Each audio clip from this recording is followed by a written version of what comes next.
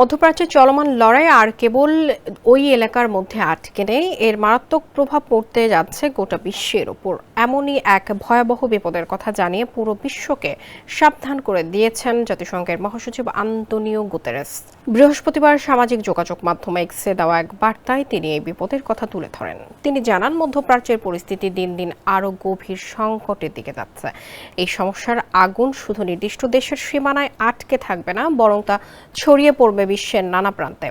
Guterres অত্যন্ত উদ্বেগের সাথে জানান, চলতি সপ্তাহে সেখানে সংঘাত আরও বেড়ে গেছে। যেখানে যুদ্ধ পুরোপুরি থেমে যাওয়ার কথা ছিল, সেখানে তা না হয়ে বরং থেমে থেমে ছোট ছোট আক্রমণ বা লড়াই চলছেই। তিনি সাবধান করে দিয়েছেন, এই ছোট ছোট হামলাগুলো যে কোনো সময় এক ভয়ঙ্কর ও বড় আকারের যুদ্ধে রূপ নিতে পারে। এই ঝুঁকিকে কোনোভাবে হালকাভাবে নেওয়ার সুযোগ নেই।